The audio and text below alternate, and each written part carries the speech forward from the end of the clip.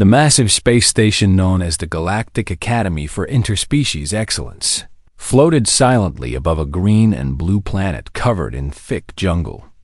And inside the main briefing hall, 20 nervous students from 12 different species waited to hear their fate. Professor Crichthal stood at the front of the room, his 7 long limbs moving slowly as he activated the holographic display behind him. And his dark eyes scanned across the young faces before him with what might have been amusement or perhaps cruelty. "Welcome to the most important examination of your academic careers," the professor announced in a voice that echoed through the chamber. "The survival trial of Vera 7 has been a tradition at this academy for 400 years. And today you will join the thousands of students who have faced this challenge before you." The hologram showed the jungle planet spinning slowly, its surface a maze of massive trees and winding rivers and creatures that looked hungry even from orbit. A Volanthi student named Threx9 clicked his mandibles together in a sound that his translator rendered as extreme distress. And his brown exoskeleton seemed to grow pale as he watched the images of the dense, wet jungle on the screen. "You will be dropped at separate coordinates across a 10-kilometer zone," Professor Crichthal continued.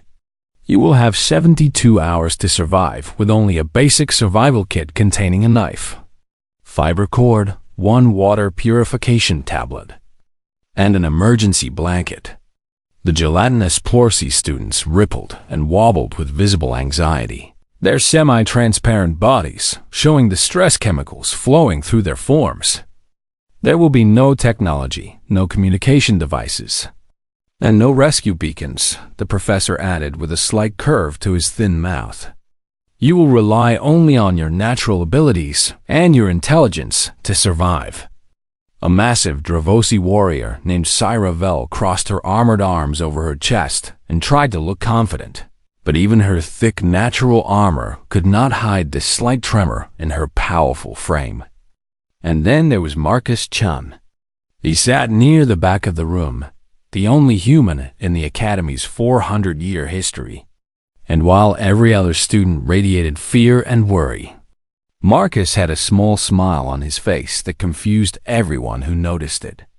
When Professor Crichthal asked if anyone had questions, most students were too afraid to speak. But Marcus raised his hand with a casual ease that seemed almost insulting given the circumstances. "Yes, the human," Crichthal said with obvious curiosity. "Are we allowed to build permanent structures?" Marcus asked in a voice so calm it made several nearby students turn to stare at him. The professor paused for a long moment, his 7 limbs going still as he processed the strange question. And then he tilted his elongated head in confusion. "Why would you want to build anything?" Crichthal asked, genuinely puzzled. Marcus just shrugged and said nothing more, but that small smile never left his face. The truth was that no student had ever asked such a question before, because no student had ever wanted to do anything except hide and wait for the examination to end. And the very idea of building something in that terrifying jungle seemed like madness to every species except one. 1 hour later, the students were loaded into individual drop pods and launched toward the planet's surface.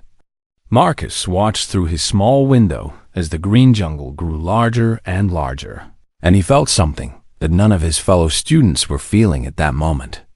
He felt excitement.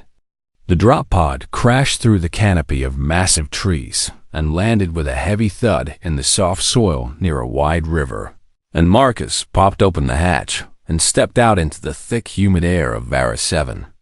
The heat hit him immediately, wrapping around him like a warm, wet blanket. And the sounds of the jungle filled his ears with chirps and calls and rustling leaves.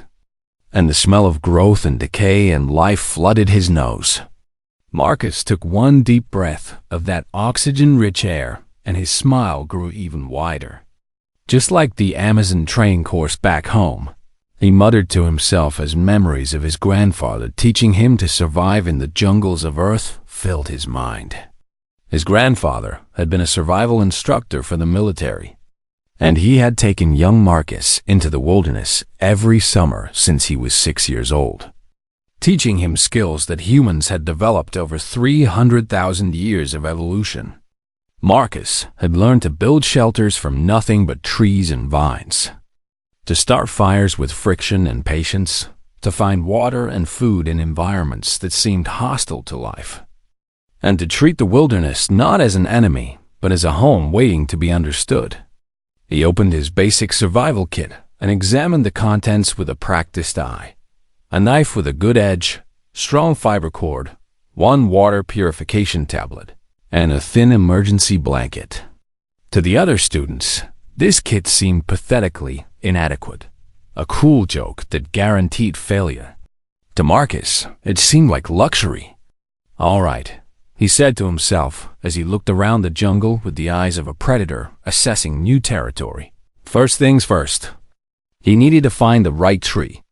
Marcus began walking toward the largest tree he could see, a massive giant that rose high above the canopy with thick branches that spread out like welcoming arms.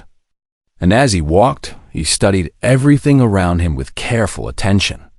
He noted which plants had thick stems that would burn well, which vines looked strong enough to support weight, which branches had fallen recently and would be dry enough to use for construction. His mind was already building the treehouse before his hands had touched a single piece of wood. High above the jungle, invisible surveillance drones followed every student, transmitting their struggles and failures back to the academy. And Professor Crickthal watched with growing confusion as the human walked through the dangerous wilderness with the casual confidence of someone taking a pleasant stroll through a garden. "What is he doing?" asked teaching assistant Mollix as they watched Marcus begin to climb the massive tree. Professor Crickthal had no answer, because in 400 years of this examination, he had never seen anything like this before. The human was not running, not hiding, not panicking. The human was planning. Across the vast jungle of Vareth 7, chaos was unfolding in 20 different locations as students from 12 different species discovered that survival was much harder than any classroom lesson had prepared them for. Threx 9, the Volanthi student with the brown exoskeleton, had landed in a particularly humid section of the jungle, and within the first hour he had discovered a terrible truth about his species. Volanthi evolved on dry desert worlds where the humidity never rose above 12%, and now Threx 9 was surrounded by air so thick with moisture that he could barely breathe. His exoskeleton was dripping with condensation. His joints were making strange clicking sounds as moisture seeped into places it was never meant to go. And his compound eyes were fogging up so badly that he could barely see the massive leaf he had crawled under for shelter. He curled into a tight ball and released distress pheromones into the air, a chemical signal that on his homeworld would bring help from his hive mates within minutes. But there were no Volanthi here to smell his fear, and so Threx 9 simply lay there, too terrified to move, too wet to function, counting the seconds until the 72 hours would end. Several kilometers away, a Plorxy student named Glorpix was having a different kind of crisis. The Plorxy were a gelatinous species, semi-transparent beings that absorb nutrients directly through their permeable membranes. And Glorpix had quickly discovered that this planet was absolutely filled with bacteria. Delicious bacteria. She could not stop herself from absorbing the microorganisms that floated through the air and crawled across every surface. And while the bacteria tasted wonderful, they were also doing strange things to her internal chemistry. Her normally blue-tinted body was turning an alarming shade of purple, and she felt herself becoming less solid with every passing minute. And then something even worse happened. A small furry creature about the size of her fist had jumped onto her surface while she was distracted. And before she could react, it had sunk right through her membrane and was now swimming around inside her body cavity. "Get out!" Glorpix shouted in her bubbling voice. But the creature seemed quite comfortable in its new warm home and showed no intention of leaving. She had no idea how to evict an internal passenger, and her species had certainly never covered this situation in any survival training. On the other side of the examination zone, Cyravel the Dravosi warrior was learning a painful lesson about pride. The Dravosi were a species of natural warriors, born with thick armored plates covering their bodies and powerful muscles capable of crushing stone. And Sierra had entered this examination with complete confidence that her physical superiority would make survival easy. She had not anticipated the vines. The jungle of Vareth 7 was filled with crawling, climbing, clinging vines that wrapped around everything they touched. And Syra's heavy armored body had proven to be the perfect target for these vegetable predators. Every step she took seemed to tangle her legs in new green ropes, and every time she tore free from one vine, 3 more would wrap around her arms or her neck or her tail. She had been walking in circles for 3 hours now, her warrior pride preventing her from calling for emergency extraction. Her frustration growing with every minute she spent fighting plants instead of making progress. "I am Dravosi," she roared at the jungle around her. "I have crushed enemies in battle. I have earned 17 honor marks, and I will not be defeated by vegetation." The vines did not seem impressed by her credentials. While all of this chaos unfolded across the jungle, Marcus Chun was making remarkable progress on his tree. He had found the perfect building site, a natural Y-junction in the massive trunk about 15 meters above the ground, where 3 thick branches spread outward to create a stable platform foundation. The first step was gathering materials, and Marcus spent 2 hours collecting fallen branches of suitable thickness, testing each one by pressing down hard with his foot to check for rot or weakness. Only the strong, dry branches made the cut, and he began hauling them up the tree using a simple rope system he had constructed from his fiber cord and some sturdy vines. His muscles burned and sweat poured down his face, but Marcus had done this many times before on Earth, and he knew that the hard work now would pay off with safety and comfort later.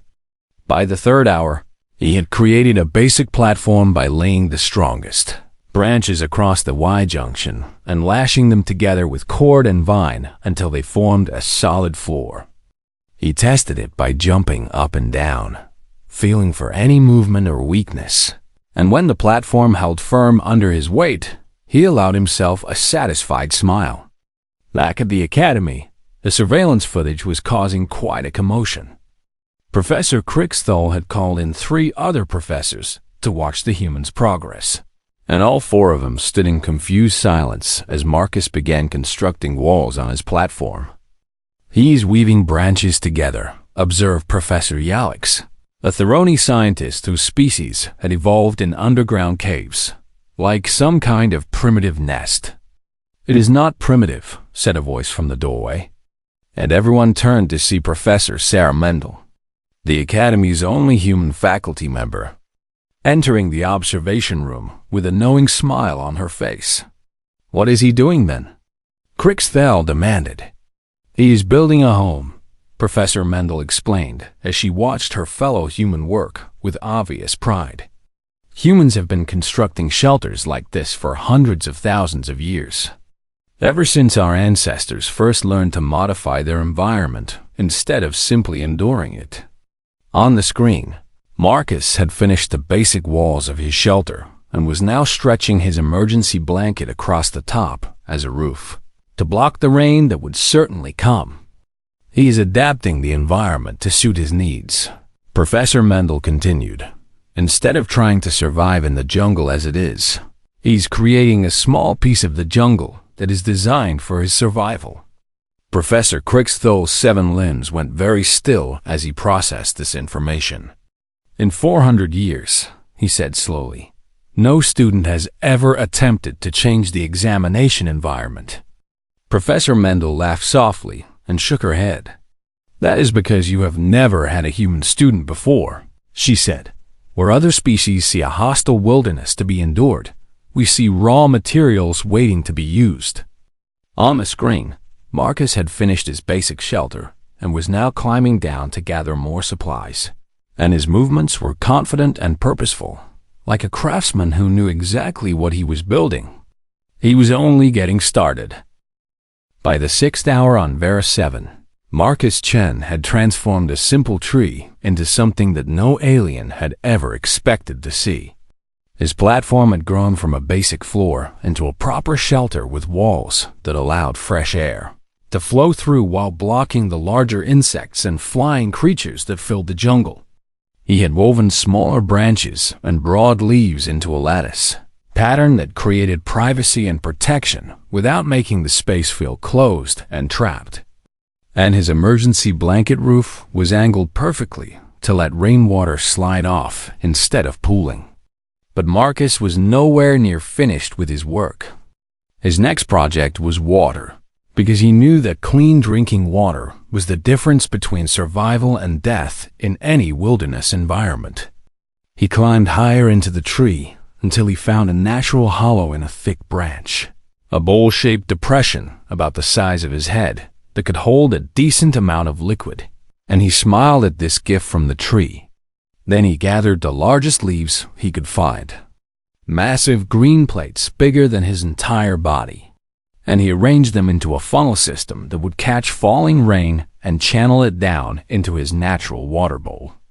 The jungle of Vera 7 had rain every afternoon like clockwork, and Marcus planned to use that predictable weather to keep himself supplied with fresh water. He used his single water purification tablet on the first collection, dissolving the precious chemical into the water he had gathered from the river.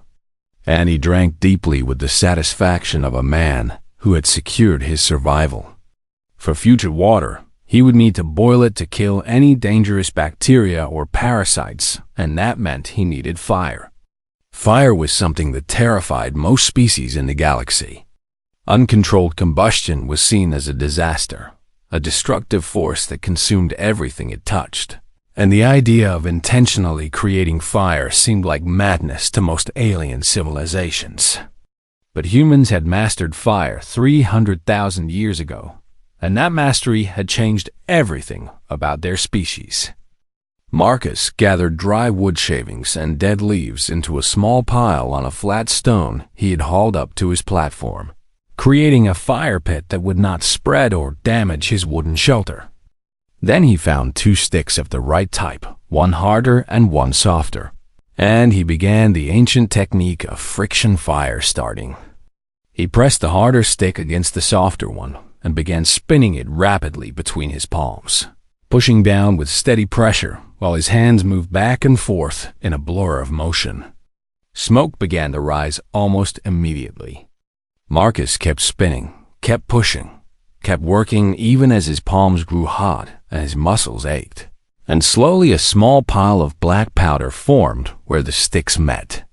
That powder was ember material, and when it was hot enough, a tiny spark of orange appeared. Marcus bent down and blew gently on the ember, coaxing it to grow, feeding it small pieces of dry leaf and thin wood shavings until a flame finally burst into life. He had created fire. Back at the academy, Professor Crickstall had summoned the entire senior faculty to the observation room, and 17 professors of various species watched the live feed in stunned silence. "Is that controlled combustion?" whispered Professor Yalix, her cave-dwelling species having a deep instinctive fear of flame.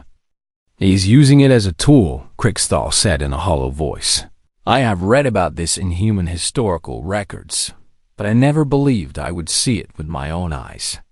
On the screen, Marcus was now holding a small creature he had caught, something that looked like a cross between a rabbit and a lizard, and he was using his knife to prepare it for cooking. He's going to apply heat to raw biological matter to make it safe for consumption, Professor Mendel explained to her horrified colleagues. "Humans call this cooking, and it allows us to eat foods that would otherwise be toxic or indigestible." "That is barbaric," gasped the Florian professor, whose species absorbed nutrients through photosynthesis. "That is survival," Professor Mendel corrected him with a hint of pride in her voice. Cooking food kills parasites and bacteria, breaks down tough proteins and fibers, and releases nutrients that would otherwise pass through our digestive system unused. She watched as Marcus skewered his catch on a sharpened stick and held it over the flames, rotating it slowly to cook evenly. Humans learn to cook meat before we learn to speak incomplete sentences, she added. It is one of the oldest technologies our species possesses, and it is why we can survive and thrive in almost any environment. The faculty watched in amazement as Marcus ate his cooked meal, his face showing satisfaction and contentment, while he sat on his hand-built platform in his hand-built shelter, drinking water from his hand-built collection system. He has been on the planet for 6 hours, Kriegstall said slowly, and he has already secured shelter, water, fire, and food. Most students do not achieve one of those things in 72 hours, observed teaching assistant Mollux. Professor Mendel nodded with understanding. You designed this examination to test how well students can endure a hostile environment, she explained. But humans do not endure environments, we change them. She gestured at the screen, where Marcus was now lying comfortably in his shelter, resting before his next construction project. Where your students see a survival test, Marcus sees a camping trip, she said. And honestly, compared to some of the places on Earth where humans have learned to live, this jungle is practically a vacation resort. Kriegstall turned his dark eyes toward the human professor with new respect and perhaps a little fear. Your species has been doing this for 300,000 years? He asked. Give or take a few thousand, Mendel confirmed. We evolved as persistence predators on a planet that was actively trying to kill us. And we survived by being stubborn and creative and absolutely refusing to accept that any environment was unlivable. She smiled at the screen where Marcus had woken from his nap and was already climbing down to gather more materials. He's going to build something else now, she predicted. A human is never satisfied with just enough to survive. We always want to improve our situation. And sure enough, Marcus was already planning his next project, a ladder system that would make climbing in and out of his treehouse much easier. He was just getting comfortable. By the 30th hour on Varus 7, Marcus Chen had transformed his simple treehouse into something that could only be described as a home. He had built a second platform slightly lower than the first, connected by a sturdy ladder of his own design. And this second platform served as a storage area for the food he had been gathering and preserving. Smoked meat hung from wooden hooks, dried over the low flames of his controlled fire until it would last for days without spoiling. And piles of fruit and edible roots sat in woven baskets he had crafted from flexible vines. He had carved small drainage channels into his platforms to prevent water from pooling during the heavy afternoon rains. And he had reinforced every joint and connection until his structure could withstand the strongest winds the jungle could throw at it. Marcus Chen was not just surviving, he was thriving. The same could not be said for his fellow students. Emergency extractions had begun at hour 18 when the Academy's medical officers determined that several students were in genuine danger of permanent harm. Threx 9, the Volante, had to be retrieved in a state of severe dehydration. His exoskeleton cracked in 3 places from moisture damage, his compound eye so fogged that he could no longer see at all. Glorpix the Plorxy had accidentally absorbed so much local biological matter that her body had undergone an emergency split, dividing into 2 smaller and very confused versions of herself that would need weeks of careful treatment to merge back together. 6 other students had simply given up, sitting in one spot without moving, waiting for the examination to end because they had no idea how to do anything else. The surveillance drones showed student after student either extracted or huddled in misery, and the faculty began to wonder if anyone besides the human would actually complete the full 72 hours. Cyravel, the Dravosi warrior, was still fighting.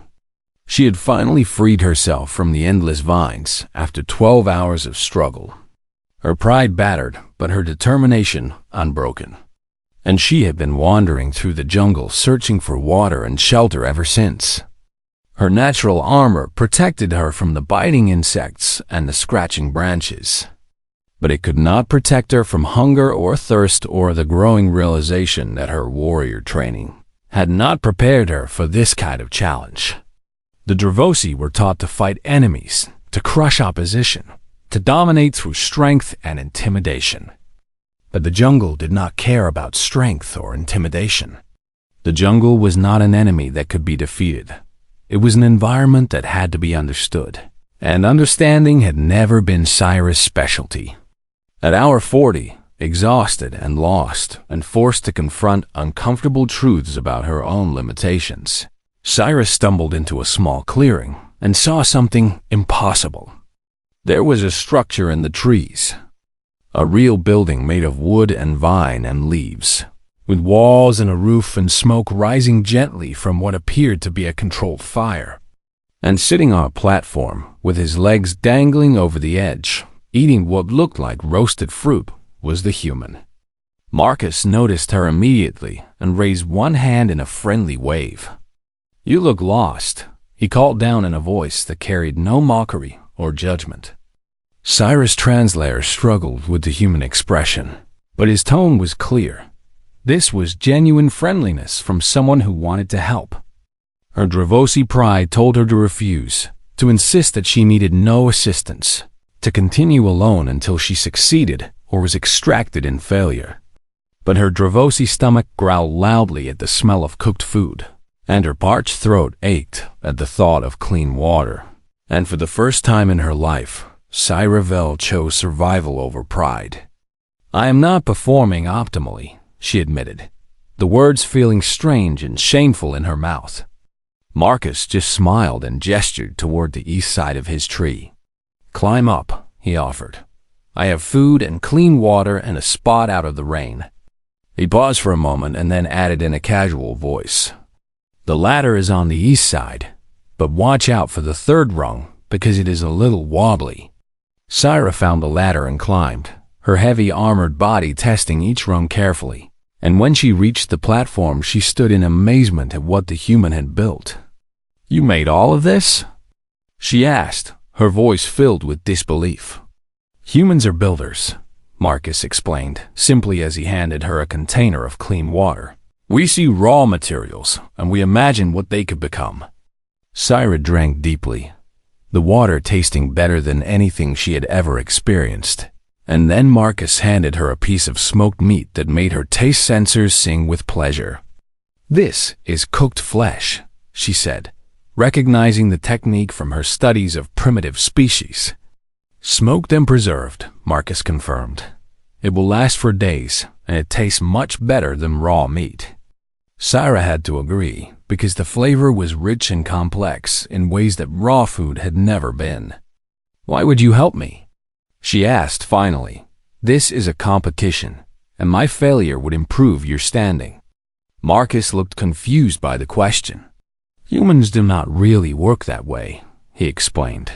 "When we see someone struggling, we want to help. It is just how we are built." He gestured around his treehouse with obvious pride. "Besides, I have plenty of food and water and space, and it seems wrong to let you suffer when I can easily share." Cyra stared at this strange, soft-skinned creature, who had shown her more genuine kindness in 5 minutes than many Dravosi had shown her in years. "My people consider cooperation a weakness," she admitted. Marcus laughed and shook his head. "My people consider cooperation our greatest strength," he replied. "One human alone can survive almost anywhere, but a group of humans working together can build civilizations." He offered her another piece of smoked meat. "Stay here tonight and rest," he said. "Tomorrow I will teach you how to find food and water for yourself, and then you can decide if you want to stay or continue alone." For the first time since landing on this planet, Cyravel felt something she had not expected to feel. She felt hope. And somewhere in her warrior heart, she began to wonder if perhaps the human approach to survival was not weakness after all, but a different kind of strength that her people had never learned to understand. When the extraction shuttles arrived at the end of the 72 hours, the pilots expected to find the human student alone in his treehouse, tired but successful. What they found instead was something that would change the Galactic Academy forever. Marcus Chun's treehouse had grown into a small village. Word had spread through the jungle in strange and unexpected ways. As desperate students wandered in search of help and stumbled upon the impossible sight of a structure in the trees. And by the final hours of the examination, 4 other students had found their way to Marcus and been welcomed into his camp. The platform had been expanded twice to accommodate the new arrivals, with each edition built using skills that Marcus had taught his unexpected companions. Cyravel the Dravosi warrior had discovered that her powerful armored fists were perfect for cracking open the hard-shelled nuts that grew throughout the jungle, and she had spent hours gathering food for the group with a dedication that surprised even herself. Threx 9 the Velanti had been redeployed after medical treatment, and this time Marcus had taught him how to find moisture-rich plants that could hydrate his desert-adapted body without the dangerous effects of the humid air. A Plorxy student named Glybex had discovered that her semi-permeable body was actually useful in this environment, because she could filter sediment and impurities from water simply by letting it pass through her form. Even a small Theroni named Yix had joined the group, using his natural ability to see in complete darkness to scout the jungle at night and find resources that the others could not detect. They stood together on the expanded platform as the extraction shuttle descended into the clearing below. 5 students from 5 different species who had entered the jungle as competitors and emerged as something closer to friends. Marcus led them down the ladder system he had built, and they walked toward the shuttle with their heads held high. Professor Crickthal was waiting for them personally at the shuttle bay when they returned to the academy, and behind him stood nearly every professor in the institution, their various faces showing expressions ranging from disbelief to academic fascination. "Mr. Chun," Crickthal said in a slow and careful voice, "the survival examination is intended to test individual resilience and adaptability." He paused and looked at the group of students standing behind the human. "You were not supposed to build a settlement and form a tribe," he finished. Marcus scratched the back of his neck in a gesture that the other students had learned meant he was slightly embarrassed. "Sorry, Professor," he said in an apologetic tone. "Humans do not really do well alone. We are pack animals by nature." He shrugged his shoulders and continued. "When I saw others struggling, I just wanted to help. It is how my species has always survived." Cyravel stepped forward, her massive Dravosi frame towering over the human she had come to respect more than almost any warrior she had ever known. "He taught us that survival is not about individual strength," she declared in a voice that carried through the entire shuttle bay. "It is about adaptation and cooperation." She placed one heavy armored hand on Marcus's shoulder with surprising gentleness.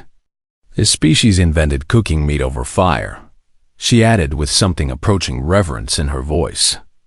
"They have been doing this for 300,000 years, learning to change their environment instead of simply enduring it."